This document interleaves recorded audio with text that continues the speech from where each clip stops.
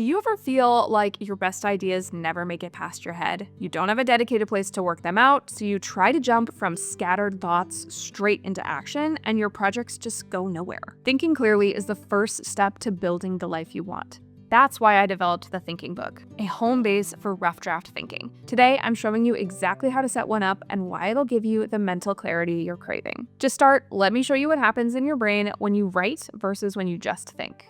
Your brain is amazing at having ideas. It is terrible at holding them. When you try to work through complex problems entirely in your head, you're asking your working memory to juggle way more than it can handle. Research shows that we can only hold about 4 to 7 things in our mind at once, and so having a bunch of different ideas rolling around in your brain makes it really hard to focus on your priorities. You have to get your ideas out on paper. And this is where the Thinking Book comes in. So it can be in any notebook that you have. This is just, a blank notebook I bought during, a planner sale on a website. It can be in any notebook, doesn't have to have a fancy leather cover. It can be a pocket size. It can be like a traveler's notebook system. It can be in anything. But this is where your Thinking Book comes in. So it's not your diary, it's not your planner, and it's definitely not a task manager. It is your dedicated space for advanced thought. So the place where you will actually work through problems, untangle complex projects, and figure out what you actually think about something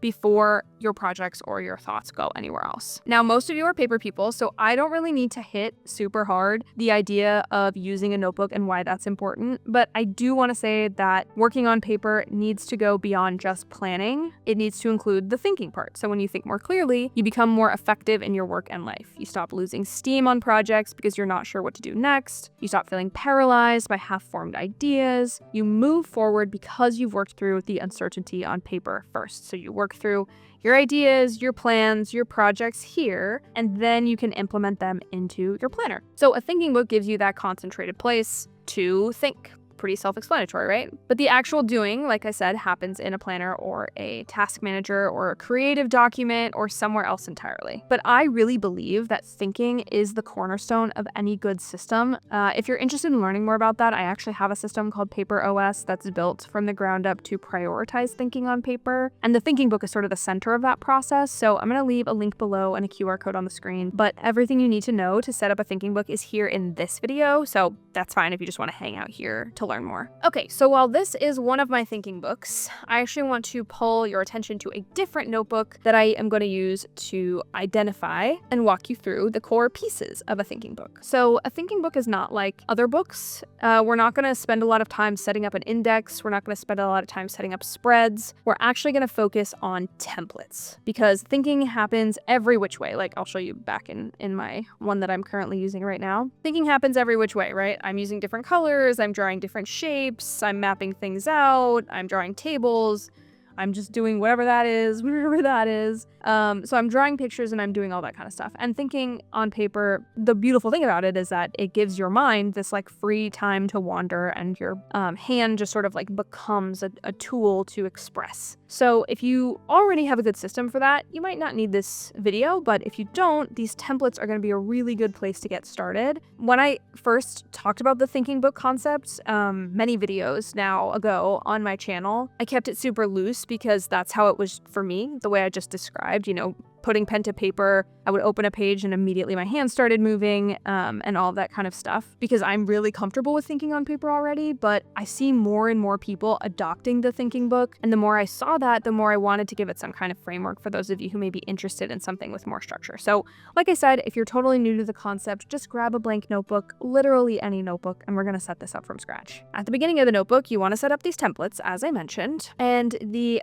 first template we're going to talk about is reverse mind mapping. Essentially, this is an unstructured brain dump. So reverse mind maps are great as a thinking technique for the times you are feeling really overwhelmed. All your ideas are folding over themselves in your mind and your brain won't give you just like a clear place to get started. So to start with the template in the front of your book, go ahead and write the title, Reverse Mind Mapping, and then the purpose. So I wrote getting everything out when feeling overwhelmed. And then we're also going to write the steps over here in the corner. And the first step is to brain dump. And the idea behind this brain dump is that you're thoughts go everywhere. So you might have an idea that you start fleshing out there, but then you have another thought and it goes there. Maybe you have a feeling and it goes there, and so on and so forth. Now this works because you're getting everything out of your head and onto the page in whatever format works. You could do lists, you could do boxes, whatever, scattered words, it doesn't matter. You're not trying to organize it, and you're not even necessarily trying to stick to one topic. You're just sort of like vomiting what is in your brain out onto the paper, because when you're overwhelmed, everything's swimming around in your brain, you don't actually have time to analyze it. But once you get it out, you can start to work with it, start to reckon with it. Then once it is all out there, step 2 is going to be to group related items and look for patterns. And you can do this with just the basic pen that you're writing with, but I also like to do it with different colors. So what this looks like is you're evaluating the ideas that you have out on your page, and you are just grouping things that go together by drawing shapes around them or connecting them with color. So for example, this idea might relate to this idea, which might relate to this idea. Maybe this is the main idea, so I want to circle it, but this also kind of relates to this idea. And then this idea relates to this idea, which in turn relates to this idea. Maybe these ideas down here all relate, so I'm just going to circle them all together. Maybe they also relate to this picture I drew, and so we're going to touch that. So you can kind of get the idea that what you're doing here is you're just dumping out ideas and then connecting them and seeing what's related. And this is why I call it a reverse mind map. So a traditional bubble mind map starts with a topic in the center and then breaks it out, but a reverse mind map starts with chaos and then you start to find the structure. An example of this that I did a while ago was this one. So you can kind of see how things are related. I'm writing labels, I'm drawing circles around things, and I even have things that are like journal on this more, little instructions for myself. And so you want to set up your template just like this, with the title, the purpose, the steps, and then a loose idea of what it will look like for you once you implement it. The next template is a traditional mind map. Now you think you know how to do this, which you probably do, but there are a few steps that we're going to go through, because most people are familiar with it, but they don't always use it for the right thing. So for this one, it's good if you have a little bit more specific of a place to start. So our reverse mind map was just a lot of brain dumps, but our mind map itself, you might pull one idea out of here and then elaborate it, deep dive into it in a mind map. So I wrote my purpose, deep diving into one topic, and then a template essentially looks like this. First, you write a central topic and you put that in the middle, usually in some kind of circle. Then you branch out. So I will often branch out, and then if I have another major idea, it gets a little circle, gets a little circle, gets a little circle. Maybe I have an idea that's not so major and it doesn't get a circle, so on and so forth. And then the third step is to draw connections. So we're looking at our initial mind map here, which has this sort of network of related subtopics. And then you want to connect them, so you can keep writing out littler subtopics and littler subtopics, but maybe this little subtopic actually also relates to this big one, and then maybe this big one relates to a little one that relates to another little one. Maybe this one relates to two little ones, but this little one also relates to that little one, and so on and so forth. So you can keep branching them out, and they can keep relating basically into infinity with many other subtopics. And this is essentially what I want your template to look like: the central topic, the subtopic, and then the detail. Here is an obligatory example. This actually was something I did in here. I did a reverse mind map, and then I actually took, let's see, where is it? Oh, it's this like big connected bubble. And I actually broke it out into a specific sort of like content spreadsheet. And yeah, I just let my mind sort of go, and then I connected ideas and all that kind of stuff. And then I was able to put this into practice because I had deep dived into one specific item from my massive brain dump. Okay, so the next template, which I'm just covering up a preview with my hand, is not actually a template at all. It is actually for journaling. But this is not about keeping a diary, right? This is not what I did today journaling. This is what do I think about this journaling. It's about figuring out what you think by forcing yourself to create complete sentences that connect idea to idea in a way that helps you build arguments and articulate the problem. And this works in a way that mind mapping just doesn't, right? So mind mapping, if we go back to the mind mapping template, this is just about idea, idea, idea, idea. It is written in short short, simple, sometimes not even complete sentences or ideas, just a few keywords, just a loose topic here and there. Whereas journaling is all about that connection. It really helps you articulate how your thoughts flow into each other, and way more than the other prompts we've discussed, how it connects back to your feelings. You can definitely explore feelings in a reverse mind map or a regular mind map, and I recommend you try to do that. But journaling is really nice because it slows us down and helps us tell a story about ourselves. We think just as much with our hearts as we do with our minds, and any project we're working through will have connections to both. So we want to unearth those here. So like I said, this template is going to be a little different than the previous templates we wrote down, but you want to write journaling up at the top, and then you want to write the purpose, which is to articulate the problem, connect it to your internal feelings. And then what you want to do is write out a set of prompts. So I have these prompts which help me personally, and they are: what is really bothering me about the situation? What would this look like if it were working well? What gets me excited about this project?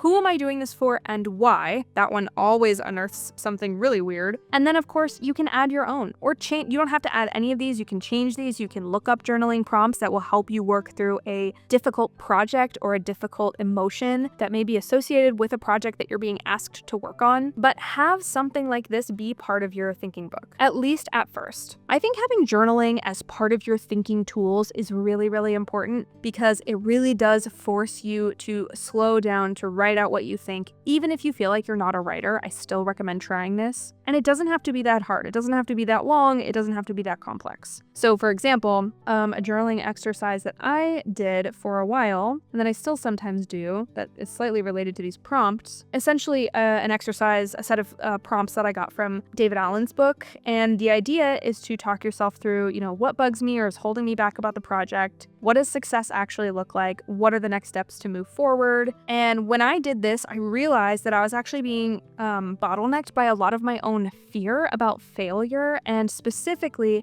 about my boss not liking the work that I was going to produce. The nice thing about journaling is once you get your thoughts out, and again, as I said, it is only this much of the page. It is not that complicated. It's not that much. Once you get your thoughts out onto the page, you can see that it's maximum 3 inches of writing. And it's actually really easy to see the ways you might be lying to yourself, or you might be thinking about something the wrong way. So I also recommend, as part of your journaling exercise, try to give yourself little counter arguments, especially if you find yourself getting sucked in or looped into a negativity spiral, which can sometimes happen with journaling. So you can see in this one, I'm writing out, no, this is a fallacy. If you think about it, this is actually one of your first projects you've ever produced for this boss. Of course you're going to make mistakes. Of course you're nervous. I'm just talking myself through it. And that is just the great thing about journaling. Really, really highly recommend trying this. For some of you, it might work better to have your journal in a separate place than you do all your mind maps and your brain dumps and stuff like that, which is totally fine, but you can include it in a thinking book. You can put it all together. And that's really what a thinking book is. It's all of these resources, all of these ways to dig deep on the variety and the complexity of our problems in one place, so that we can then move these problems to a more concrete place. We can move the final product to where it needs to be. We can assess how we feel and then use that information to inform how we conduct ourselves or conduct our projects or make our dreams a reality. So I highly, highly recommend doing this, because it will help you work through those feelings that are associated with anything you do, even if you're excited about it.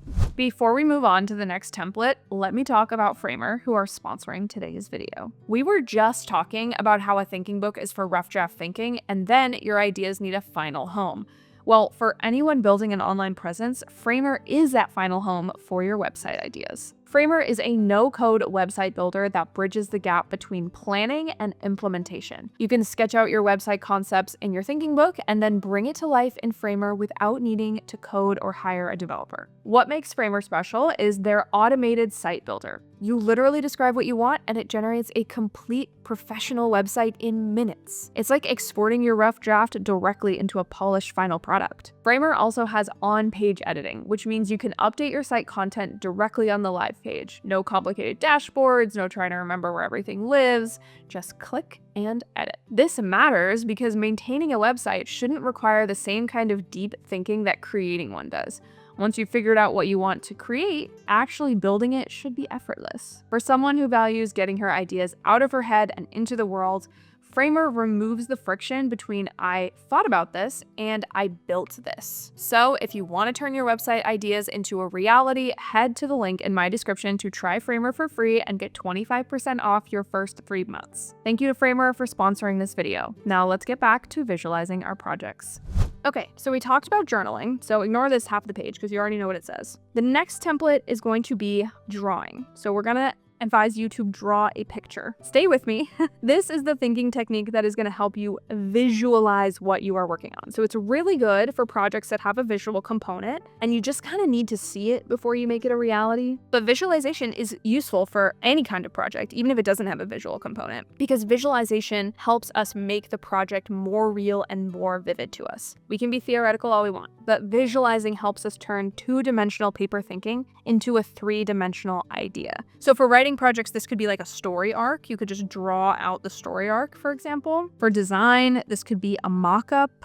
I have an example of that here. I was actually redesigning the YouTube channel for my place of business, and I drew out a quick mock-up to make sure that I was accounting for everything. But I've also done things like draw maps that are for projects that I'm working on that have like a map. So hold on, let me show you that example. If I can find it, this is where I'd put my map if I had one. Okay, yeah, I've shown this off a couple times on the channel, but this was a story that I was writing and it needed a map, and I just couldn't think of where everything was. Like I was trying to hold locations in my head, but I couldn't. So I drew them out on paper and then I was referencing this while I was writing the story. So stuff like that. Anything that needs a visual component, you can make it into a drawing. You can utilize that sort of aspect, even if you're not an artist. And in this particular template, we're going to give you more prompts, just like the journaling one. And you're going to, instead of journaling, you're going to draw. So the prompts: what does the ideal form of this look like? What are the building blocks I need to make this a reality? What is the shape of the final product? All of these are really good questions to ask yourself, and they can be answered by doing some drawing. Now, of course, these questions can also be answered by longhand journaling, and you could totally do that if you're not an artist, but I recommend trying to draw at least something because it's going to get you in touch with that visual element and in touch with that aspect of creation. Also, under drawing, I drew this little picture, which demonstrates the boba kiki effect, which is essentially a phenomenon that sort of describes how when people are presented with like nonsense words or abstract shapes or whatever,